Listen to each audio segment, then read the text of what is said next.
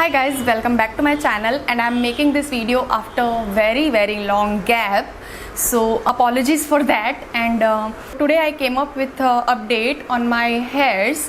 I'm in Telogen effluvium के बाद अभी फ़िलहाल after going through that phase, it has been 7 months. So what is the condition of my hair after this period and बालों की growth क्या है, growth हो भी रही है या नहीं, सो सारी डिटेल मैं आप लोगों से इस वीडियो में शेयर करना चाहूँगी. And this video was actually requested but I wanted to make this video anyways because if this video can help even a one person, so my purpose is solved. Many of you might already know that in July 27 I was infected with the dengue virus, so my situation was very critical. बहुत ज़्यादा week हो गई थी मेरी condition. सो मैं पहले अपनी condition आपको समझा देती हूँ बिकॉज़ उसके बिना बाकी का आप लोगों को जो है वो समझने में मुश्किल होगी. So normally in the healthy body the blood platelet count range is in between 1,50,000 to 4,50,000. ये इस बीच में हमारा ब्लड प्लेटलेट होता है नॉर्मली जब हम हेल्दी होते हैं. और जब हमको टाइफॉइड या डेंगू होता है तो हमारी जो ब्लड प्लेटलेट होती है उसकी काउंटिंग विग्रेसली जो है वो डिक्रीज़ होती है. My blood platelet went down below 10,000 या 10,000 से भी नीचे जो है वो मेरे ब्लड प्लेटलेट की काउंटिंग चली गई थी. एंड ये सिचुएशन बहुत ज़्यादा क्रिटिकल होती है. सो मैं आप लोगों को ये चीज़ इसलिए समझा रही हूँ ताकि आप समझ पाओ कि इतना ज़्यादा विग्रस हेयर फॉल से मैं क्यों गुजरी हूँ. I mean when blood platelets go below 25,000 to 20,000, that is the alert, I mean critical alert. And बहुत ज़्यादा इंटरनल ऑर्गन्स में मेरे ब्लीडिंग स्टार्ट हो गई थी. And I got red patches. Blood के जो क्लॉटिंग होती है अंडर द स्किन वो पूरे बॉडी पे थी, मेरी हैंड्स पे, यहाँ everywhere. So that was my condition. So इसमें ये इसलिए बता रही हूँ ताकि आप समझ पाओ कि जो आफ्टर इफ़ेक्ट्स थे वो इतने ज़्यादा स्ट्रॉन्ग क्यों हिट किए मुझे.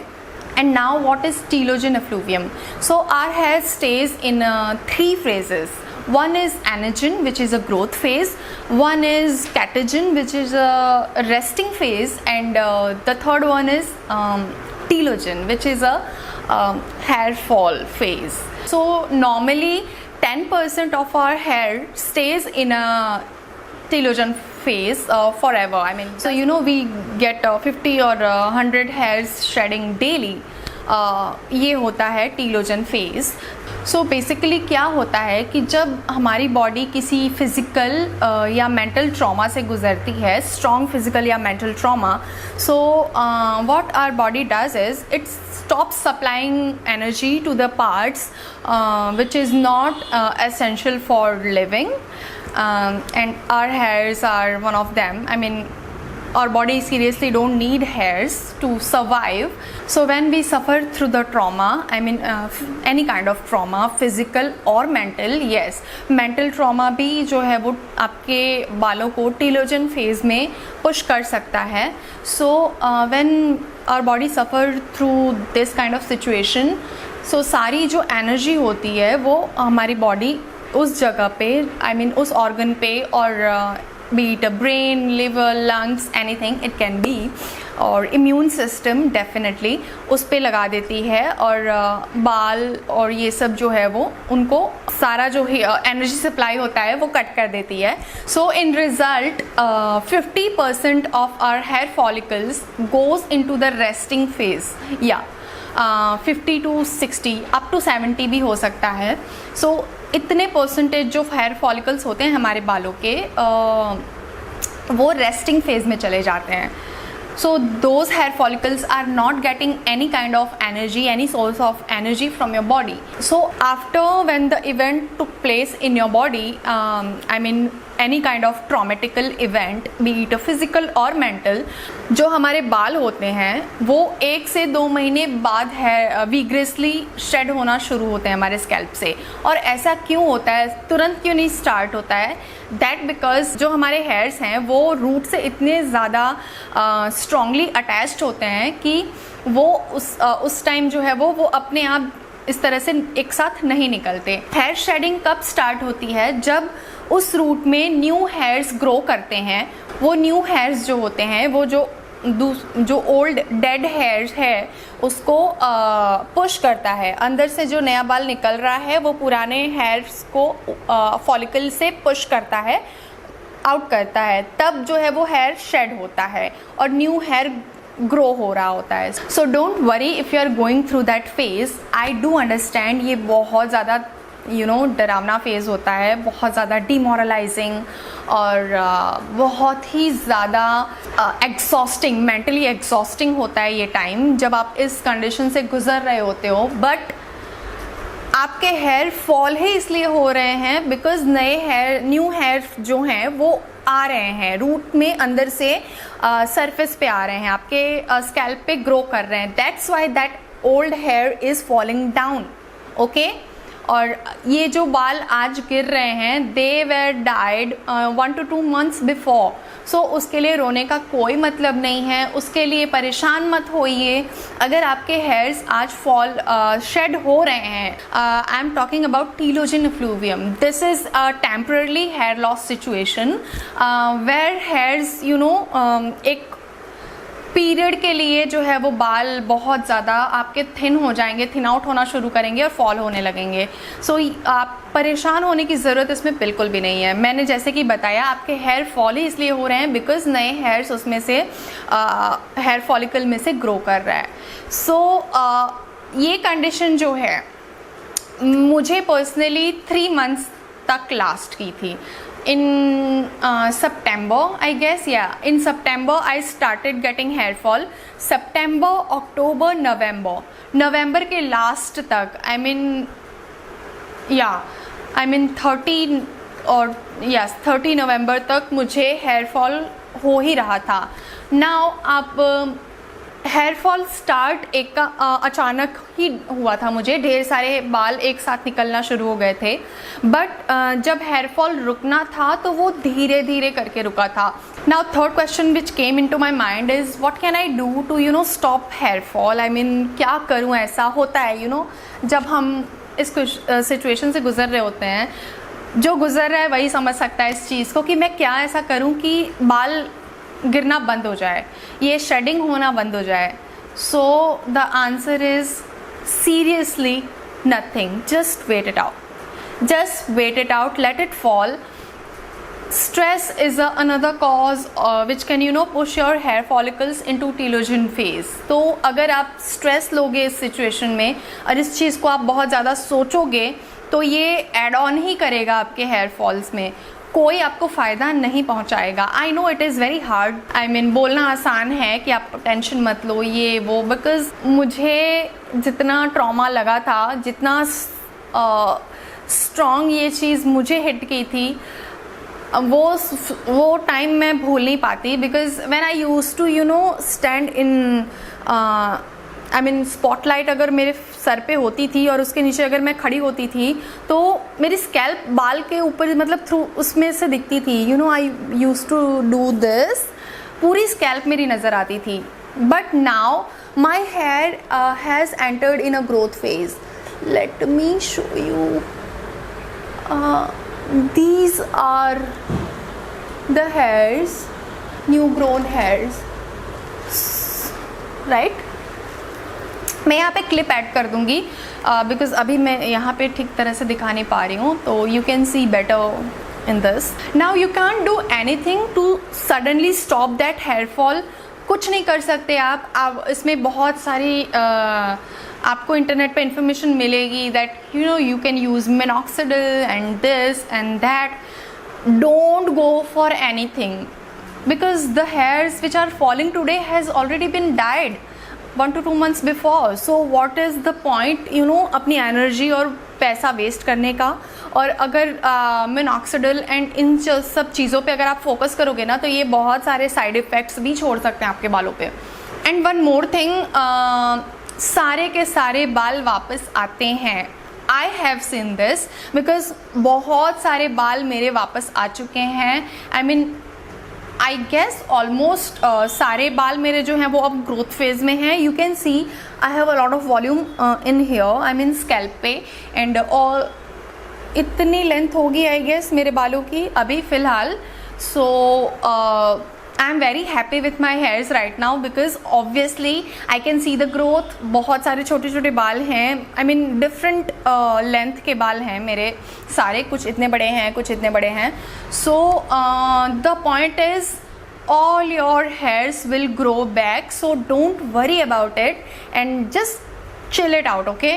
just wait it out. ये सिचुएशन, ये फेज़ है, आया है, चला जाएगा. कुछ लोगों में ये 1 महीने तक रहता है, कुछ लोगों में 2 महीने तक हेयर फॉल सिचुएशन रहती है, कुछ लोगों की ये कंडीशन 3 मंथ्स तक लास्ट कर सकती है. It depends on the trauma which you have been gone through, right? तो जितनी क्रिटिकल आपकी सिचुएशन रही होगी ड्यूरिंग दैट ट्रॉमा, उतना ही ज़्यादा आपको और उतना ही कम आपको हिट करेगा ये टेलोजन एफ्लूवियम का फेज़ जो है. सो आपको इस सिचुएशन में एकदम टेंस होने की ज़रूरत नहीं है. Just wait it out because मेरे सारे हेयर्स ग्रो कर चुके हैं already. Of course I took a supplement for 3 months. अभी मैं कोई सप्लीमेंट नहीं ले रही, मैं नेचुरल फूड पे ही अभी डिपेंडेंट हूँ सिंस 1 month. बट 3 महीने तक मैंने कंटिन्यूसली बायोटीन की सप्लीमेंट जो मेरे डॉक्टर ने मुझे प्रिस्क्राइब की थी, और फॉलिक एसिड एंड आयरन की टैबलेट्स मैं ले रही थी because obviously nutrition was needed at that time. And I just take 2 eggs daily because my doctor has told me to have a 2 eggs daily. That is sufficient for your hair growth and skin, of course. Skin, nail सबके लिए protein आपको और biotin rich food आपको ज़्यादा लेना है, like tomato, eggs, paneer और dry fruits में आलमंड्स और वॉलनट्स. और एक चीज़ आप कर सकते हो, वो मैं कह रही हूँ सीरियसली बिकॉज मैंने ये चीज़ किसी भी वीडियो में अभी किसी को भी डिस्कस करते हुए नहीं सुना था, which I have faced because I have long hair. तो मैं जब भी शैम्पू करती थी ना, आई मीन ये हेयर शेडिंग के पीरियड में, सो जो मेरे डाइड हेयर थे जो ऑलरेडी डेड हो चुके थे, वो एकदम ड्राई और एकदम रफ हो चुके थे. तो मैं जब भी शैम्पू करती थी तो जो मेरे मतलब अलाइव्ड हेयर थे, जो ठीक ठाक है बाल बचे थे मेरे, उसके साथ इतना बुरे तरीके से वो टैंगल हो जाता था ना, इतने बुरे तरीके से उलझ जाता था कि उसको सुलझाने में मेरे जो नॉर्मल हेयर्स थे वो भी गिर जा रहे थे, टूट जा रहे थे. सो एक चीज़ मैंने की जो कि बहुत लेट की मैंने, मुझे पहले करना चाहिए था. Just chop your hairs into shoulder length. Now third thing I can suggest you is use scalp cleansing shampoo. I mean जो स्कैल्प को आपकी अच्छे से क्लेंस करे, बिकॉज आपके नॉर्मल जो हेयर्स हैं, न्यू हेयर्स हैं, उसको उसकी ग्रोथ पे आपको फोकस करना है. सो आप स्कैल्प को क्लिनस करने वाला, of course mild shampoo use करिए, बट स्कैल्प क्लिनजिंग पे आप फोकस करो. And if you are colouring your hair और आप कोई भी ट्रीटमेंट अगर करवा रहे हो, please stop doing all that thing. I mean stop doing colouring in your hairs, straightening, ये वो कुछ भी मत सोचना. Just focus on your hair growth and your diet, because your diet is the only thing which can help you to deal with this situation. हाँ, आप कोई भी ऑयल से आप स्कैल्प पे मसाज कर सकते हो. उससे क्या होगा कि ब्लड सर्कुलेशन आपके स्कैल्प पे जो है वो इम्प्रूव होगा, उससे आपकी हेयर ग्रोथ जो है वो बढ़ेगी और ज़्यादा होगी, उससे ज़्यादा कुछ नहीं. मेरे बाल ग्रो होना कब स्टार्ट हुए? सो the answer is I started getting a growth in December. I mean, yeah, दिसंबर से मैं अब मतलब ग्रोथ तो हो ही रहे थे बाल, बट मुझे अपने स्कैल्प पे लाइक इतने छोटे छोटे जो बाल थे वो कांटे की तरह से निकल के आते थे when I used to do shampoo. तो जब ऐसे बाल एकदम फ्लैट होते थे ना तो वो छोटे छोटे बाल दिखते थे, तो वो मुझे दिखना शुरू हो गए दिसंबर से ही। सो या अभी मेरे बाल आप अगर देखो तो बहुत सारे, ये देख रहे हो आप, ये सारे जो हैं वो एनर्जिन सॉरी ये सारे जो हैं वो न्यू हेयर्स हैं। दिस या I guess you so yes, regrowth होती है, 100% जो बाल हैं वो वापस आते हैं। आई हैव एक्सपीरियंस्ड इट, और मैं कह सकती हूँ ये चीज़ दैट डोंट वरी, आपके सारे के सारे बाल वापस आ जाएंगे। I know you are freaking out you know right now, if you are going through this situation I can completely you know relate with you. और मुझे पता है आप 10 तरीके के वीडियो और यू नो चीज़ें ढूंढ रहे होगे कि कैसे इस सिचुएशन को आप टैकल करो, but trust me, just take a good diet and good supplement and of course protein intake आपको हाई रखना है, because that can definitely help you with your hair growth. I mean आपकी जो बाल के कंडीशन है और टेक्सचर है उसको भी इम्प्रूव करेगा प्रोटीन इनटेक, एंड आपके जो हेयर ग्रोथ है उसको भी इम्प्रूव करेगा। आई मीन हेयर ग्रोथ को फास्ट करेगा। सो ये आप कर सकते हो। And now I am really very sorry for you know completely you know being invisible from Instagram, from YouTube, from every platform, because there was a lot of things going on in my life. I mean actually एक तो ये telogen effluvium का जो phase था, that time I was very depressed and demoralised, तो वो चीज़ मेरे साथ तो चली रही थी, तो I was you know mentally very exhausted at that time. और उसके बाद हम लोगों के रिलेशन में एक मैरिज फंक्शन था गांव पे, तो उसमें ज़्यादा थोड़ी मैं बिज़ी थी, बिकॉज़ ऑब्वियसली जो कंडीशन थी उस टाइम उसके साथ मुझे जो है वो फंक्शन अटेंड करने थे, तो वो बहुत ज़्यादा ट्रिकी था मेरे लिए भी। और उसके जस्ट एक महीने बाद ही मेरे बड़े पापा की डेथ हो गई। तो ऑब्वियसली हम लोगों में रिचुअल जो है वो 13 दिन तक चलता है, तो I was busy in you know all दो स्टफ फॉर 15 डेज़। और उसके बाद मेरे भाई को बेबी हुआ है, आई मीन बेटा हुआ है, तो उसके लिए मुझे जो है आउट ऑफ स्टेशन जाना था। My brother lives in Gujarat, तो वहाँ पे मुझे जाना था।